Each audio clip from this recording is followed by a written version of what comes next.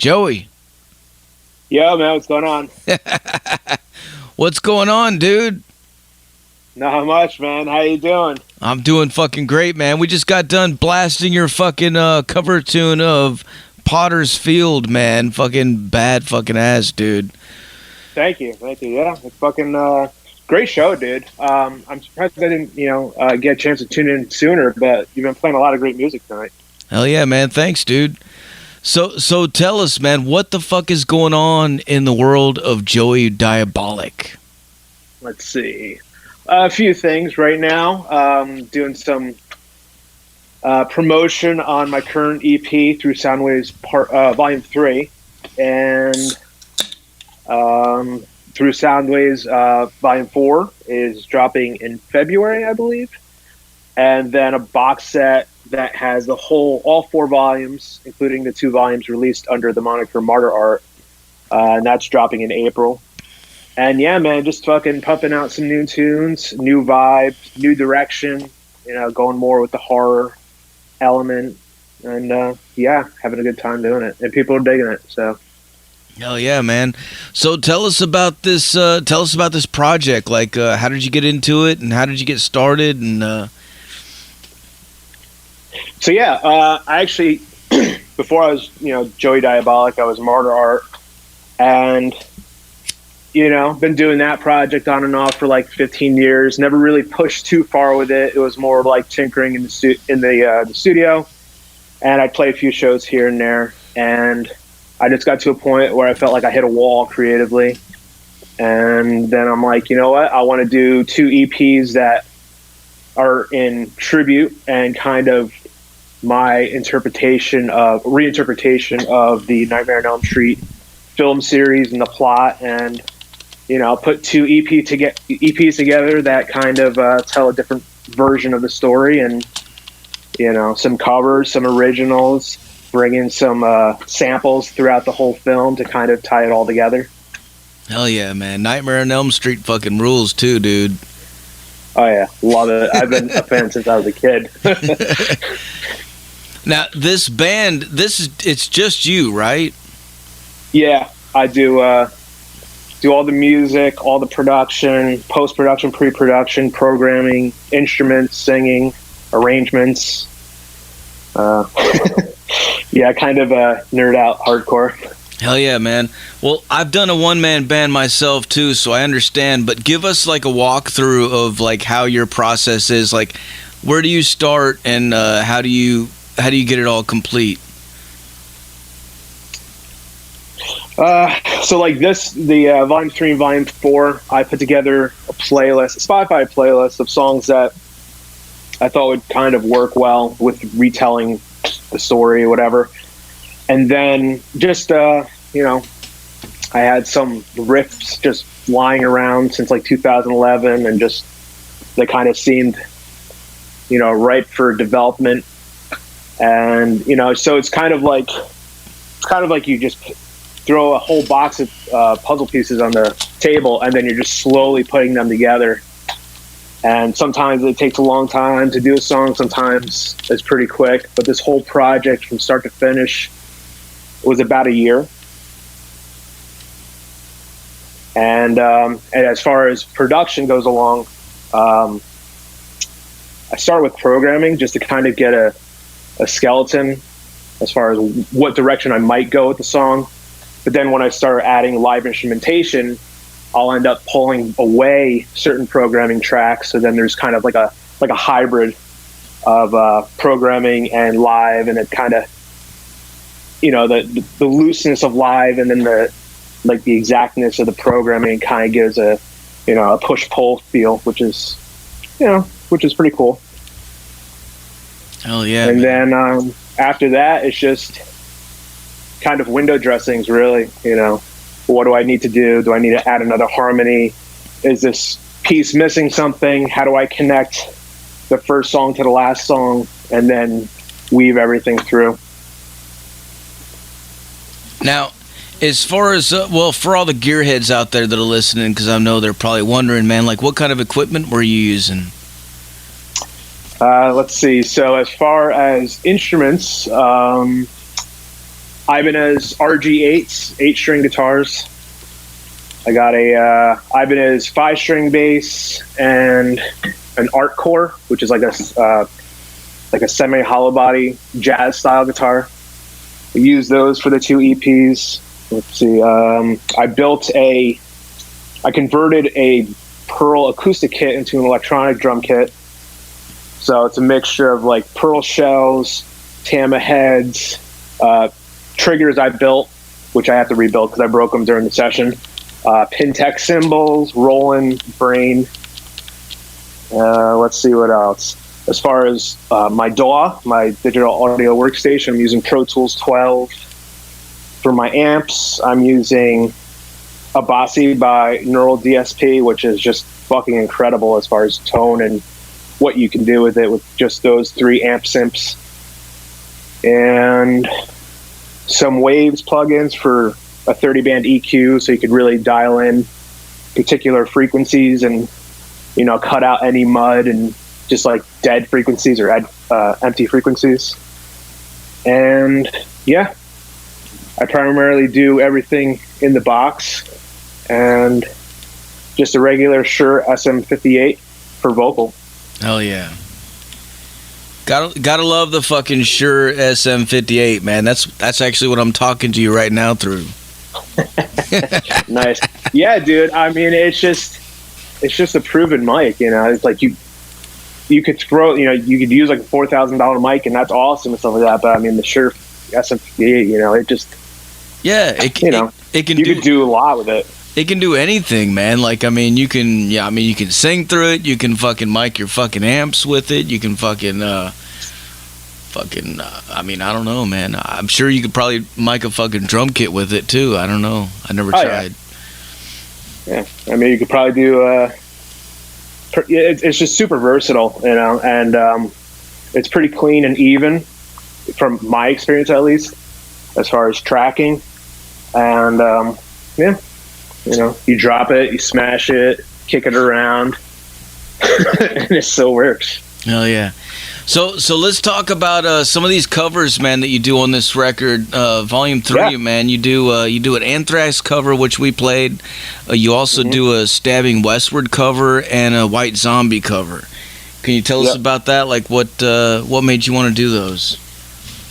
Well, White Zombie, I've been a huge fan of ever since I don't know, 93, 94, when Beavis and Butthead pretty much exposed me to them on MTV back in the day. And I just love the idea that there was like horror, you know, movies in music, and it was, you know, it was fun metal, you know, it wasn't like super serious or whatever. It was like more fantasy based, which I wasn't really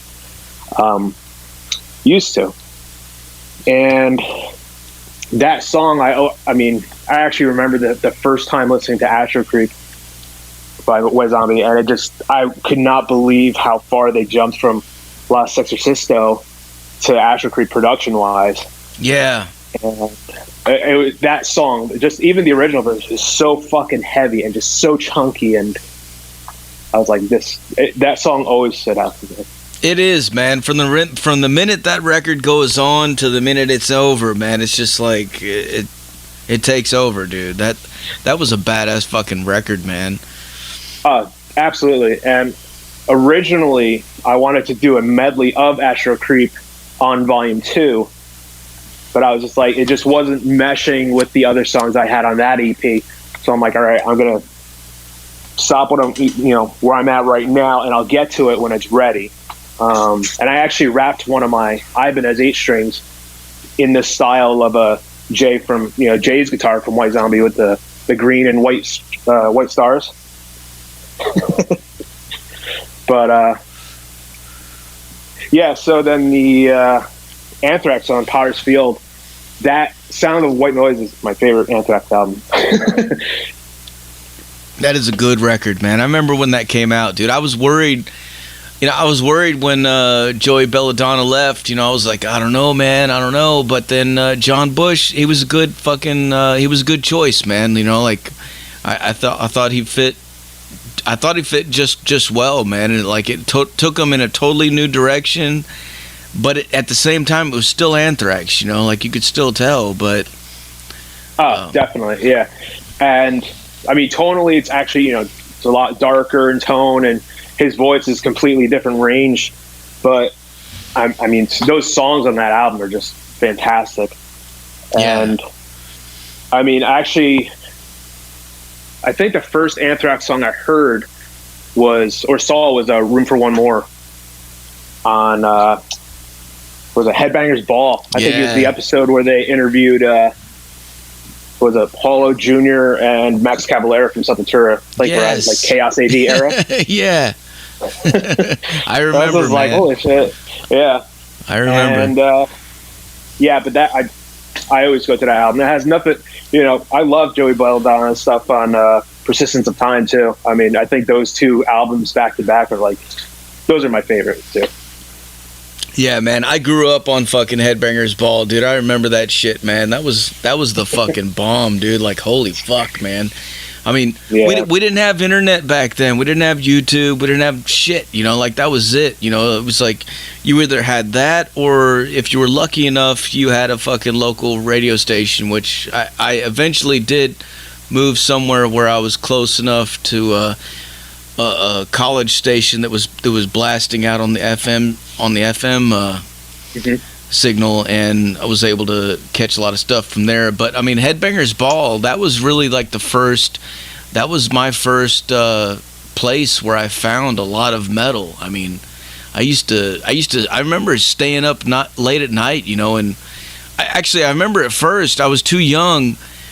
Like, it was past my bedtime, and I would sneak downstairs and go in there and fucking turn on the TV and try to not wake up my parents, and I'd turn the volume on just like barely just after one, and sit right close to the fucking speaker so I could hear it and just sit there and watch, man, just like a fucking maniac, man, just like soaking it up, and then later on I figured out the VCR trick, fucking record the shit, and but yeah, man. Wow. Yeah, I mean, and it was like such a lightning rod too. It's like, same sort of thing. Like you'd get a visual representation of all these bands too that you might have just heard through tape trading, or those like the indie labels putting out the comp mixes, of all these bands, and like then you actually see them on TV, and it was just such a lightning rod for the scene too. Yeah, yeah. It was so funny too, like whenever they started playing heavier and heavier stuff, mixing it in with, but at the same time they still had to play some, the more mainstream stuff that was still very popular. So you had like your Poisons and stuff like that mixed in, but then you had really heavy shit like fucking Crowbar and fucking Ministry and stuff coming on. It was fucking weird, man, but it was cool, man. Yeah, I mean, definitely the dichotomy of the whole of the term metal too. It's like there's a full spectrum of sounds and ideologies, even just within that genre. So it really. But then also at the same time, you got to play I guess maybe the lighter metal bands, because that's what the advertisers want to hear or are paying for. So it's like it was probably a balancing act to a degree. Yeah, I mean, and it is such a broad genre. I mean, like, there's so many different subgenres inside of it that it's insane, man. Fucking Sam Dunn, fucking from Banger TV, man. He did a fucking really cool breakdown of all that stuff, and like, I think that's pretty cool. Like, that's like the closest I think we have nowadays to what Headbangers Ball was to us as when we were young, Yeah, I'm gonna have to check that out. Actually, I've never heard that before. But yeah, that sounds interesting. I'll have to check that out. Hell yeah, man! Yeah, definitely check out Banger TV on YouTube, man. It's the guy that did the documentary, the Headbangers Journey. Oh. Yeah, it's from Canada too, man. Of course, fucking all the crazy fucking metalheads are from Canada, man. Fucking, I can't tell you how many fucking bands I interview on this show that are from Canada. I'm like, fuck, man, what the fuck are they drinking, man? I don't know. It's good stuff, though. Speaking of drinking, what's your favorite drink? Blackened Whiskey is pretty good. Metallica. Yeah. Fuck yeah, man. All right, I got some questions for you coming in from the listeners. Megan wants to know, what is your favorite horror movies? Definitely Nightmare on Elm Street series. I would say, as far as like sci-fi horror, Aliens. Hell yeah. Specifically number 2, but obviously I like that whole series. I'm also into like a lot of the Alfred Hitchcock movies, so like Vertigo, so it's more like suspense thriller, but like, you know, touches upon horror. The Shining, I just saw Dr. Sleep, which was a really cool continuation of that story. Dawn of the Dead, the original Dawn of the Dead. And Friday the 13th films. I actually did Friday the 13th Nintendo theme a few years back. Yeah. Halloween. You know, a lot of the mainstream stuff, but then there's, you know, some of the underground stuff. I like some, like The Wraith. I mean, I love that film. It's, I don't know if it's really considered horror, but, you know, there's elements in the film that are, you know, alluding to horror. Hell yeah. Another question from the listeners. Secret Weapon wants to know, where can we find you on the internet? Right now, I'm actually in the process of redeveloping some websites, but right now you can check me out on Bandcamp, joeydiabolic.bandcamp.com. I'm also on Spotify, Apple Music, and pretty much all streaming services. Hell yeah. So just Google search Joey Diabolic and you will find it, pretty much. Yeah, pretty much, yeah. There you I'm go. hoping to have the site up in the next couple of weeks, so. All right, another question. JMCT wants to know, what's the craziest thing that's ever happened to you on stage?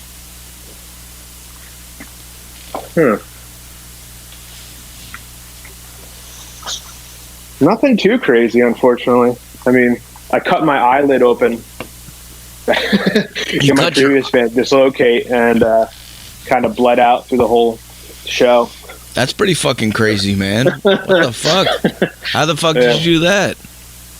Well, I was playing a BC Rich Warlock at the time, and it was like the first song I just like thrashed so hard I just smashed my fucking eye onto the guitar, like the part where the guitar trap is. Damn. And it was just from that point on, I'm just like, fuck. That's fucking hardcore, dude. Yeah. That's some serious fucking headbanging, man. Yeah, it's all good. Holy shit. All right, another question. What's your favorite TV shows growing up? TV shows growing up. Headbangers Ball. Well, yeah. Shit. Saved by the Bell. Screech. Yeah, I know, right? What the hell else? Sorry, my brain is just going to WandaVision because I was just watching that tonight. I don't know. I didn't really watch a whole lot of TV. I got, later on I got into Buffy, so technically that would have been during my teenage years. All right. Another question. Megan wants to know, who are your favorite Star Wars characters?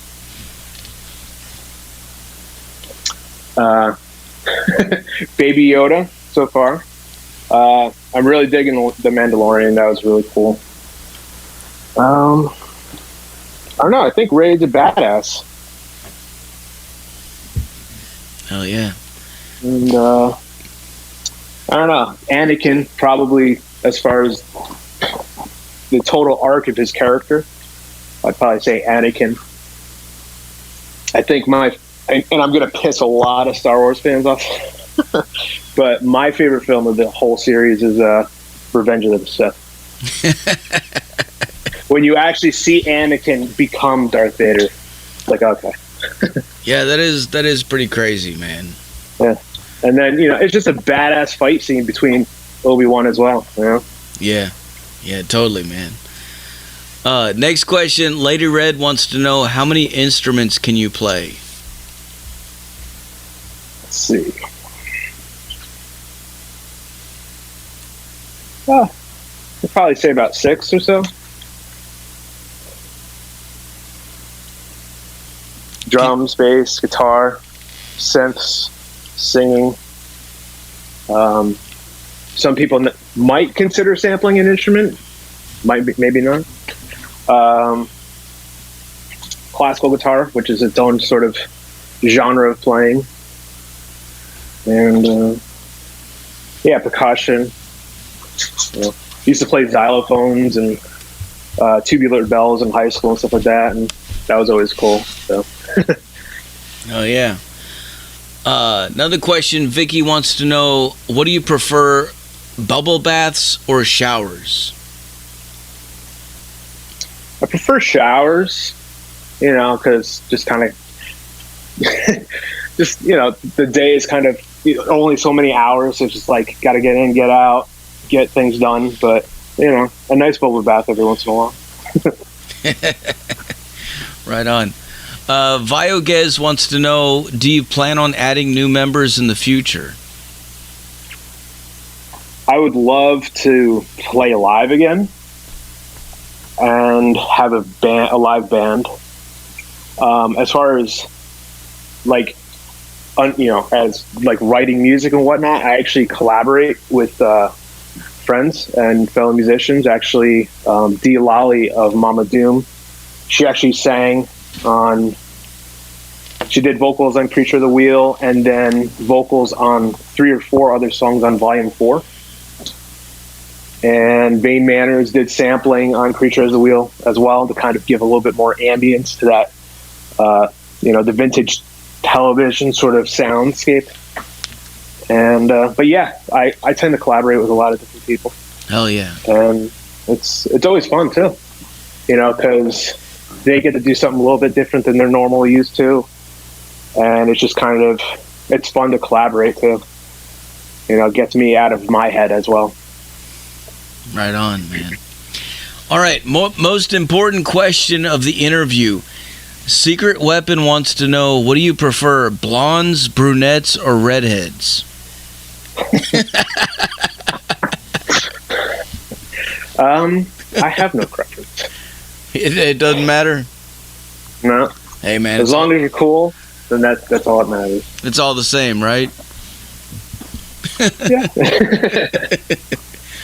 Another question. Bad Wizard wants to know, shaved, landing strip, or 70s?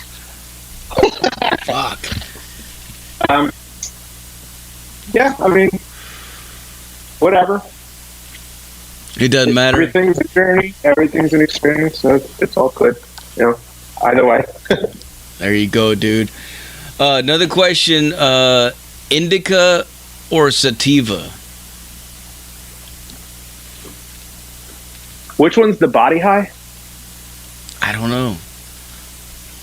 Yeah, definitely not the head high. I'm already... my brain's already going like 1,000,000 miles an hour. I don't need to jack that up. But yeah, usually whatever the body high is. Oh yeah, man. Another question. Carl wants to know, have you ever caught an STD or went to jail while on tour? Nope. Never been to jail, never. Nope. None of the above. What kind of fucking questions are these, man? Next question. Jason Aaron Wood wants to know, what are your favorite guitar tunings? Let's see. I'd say my main tuning, which, as you know, over the years has kind of changed and developed until I had an 8-string. So it's from the 8th string to the 1st, it's F sharp, B, F sharp, B, E, G sharp, C sharp, F sharp. So on I could have 3 octaves on 3 different strings, all the same tuning, and then allows me to do a lot of jazz phrases and just a lot more flexibility too. I mean, having that high F sharp, which is higher than a normal standard E, I can kind of, I don't lose, soloing options that you would get in a standard E tuning guitar. Hell yeah. Next question, Megan and Vicky both want to know, what do you prefer, pies or sausages? What the hell is that, man? I have no idea, dude. Pies? I mean, I don't know. Yeah.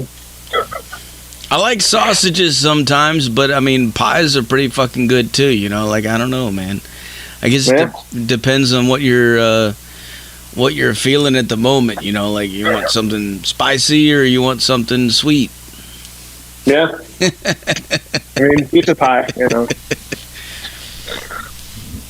Another question, Secret Weapon wants to know, have you ever had any tech disasters while live on stage? Yep. Was it like... Well, cutting your eye open is pretty fucking brutal. Yeah, I actually had one, was it 2014. It was like the night before this festival in Newburgh called Newburgh Illuminated Festival. And it was like the kickoff. And we had like a punk metal show outside of a library, which was really cool. And it was kind of funny to be loud at the library. And I would say towards the end of the set, my guitar just gave out. Like it just stopped working in the middle of the song. So I threw it on the ground and stomped it out. Like broke I just like totally fucking snapped.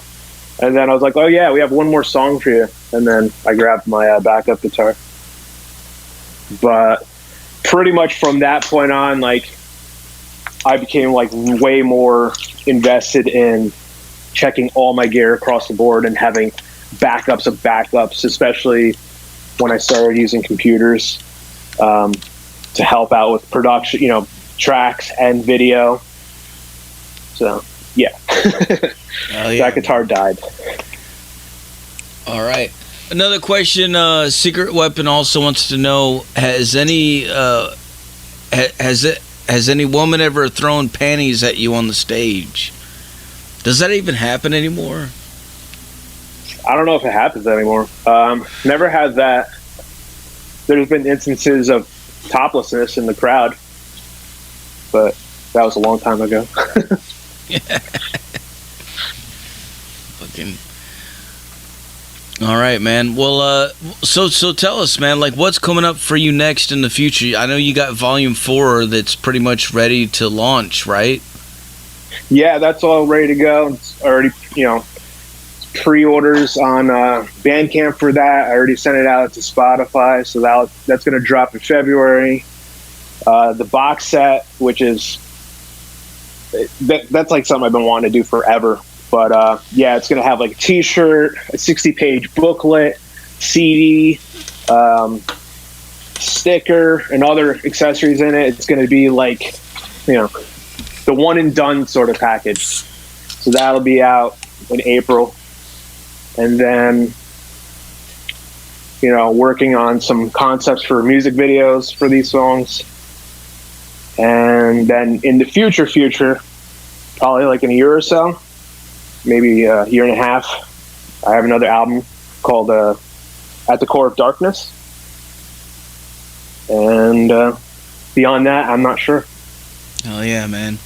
Now, as far as the pandemic is concerned, and like everything that's going on, like how have you been affected by that directly? I mean, has it affected you, or you pretty much? Since you do pretty much everything yourself, like how has that affected you? It's kind of funny because I'm a bit of a hermit. Like I'll go, I have my day job, or.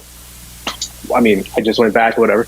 But, yeah, like, I pretty much did what I could just staying home, just, being kind of obsessive about the recording and the production and everything, so much so that, like, I kind of tuned out what was going on. So in that way, it was like very positive for me to kind of just focus on my art and not really get too worked up about what was going on. But, you know, it does suck. Like, I miss going to shows, running into friends. I miss going to the cinema and that sort of thing. But as far as like day-to-day sort of stuff, it's not much really changed. You know, I'm pretty focused on my art at this point. Hell yeah, man. Well, I mean, I guess I'm about out of questions for you. Is there anything else you want to let your fans and people that are listening know? Thank you for listening. I hope you enjoyed the interview. I hope you stick around and check out the rest of the show. If you like what you hear or what you heard, follow me on Spotify and Apple Music, or check out joeydiabolic.bandcamp.com. And eventually joeydiabolic.com will be up and running, and, you know, more stuff to follow. Hell yeah, man. All right. Well, thanks a lot for taking the time to talk to us, Joey. Before I let you go, I got to get you to make us a station tag, all right? Sure. All right. Whenever you're ready, say something like, "This is Joey Diabolic, and you're listening to Metal Devastation Radio." All right. Hey, what's up? This is Joey Diabolic, and you're listening to Metal Devastation Radio. Fuck yeah, dude. Like a pro, man. All right, well, thanks a lot for taking the time, dude. And what I'm going to do now is I'm going to blast some more of your tunes for these motherfuckers so they can go crazy, all right? Cool. Thank you, Zach. I really appreciate the opportunity, man. Hey, man, you got it, dude. Anytime. All right. Have a good one, man. Cheers, man. We'll talk to you later. Cheers. There you have it, folks. Joey Diabolic live on the Zach Moonshine Show with Metal Devastation motherfucking radio. Like I said earlier, you better put your fucking speakers in your fucking windows, in your fucking front lawn, put them in your fucking neighbor's fucking driveway. I don't give a fuck, man. If you don't have fucking speaker wires long enough to fucking reach, you need to make some, dude. Like, cut some fucking wires out from somewhere and fucking splice that shit together and fucking reach that motherfucker all the way into your neighbor's fucking house and crank this motherfucking shit up loud as a fuck, dude. This is Joey Diabolic on the Zach Moonshine Show. Thank you very much.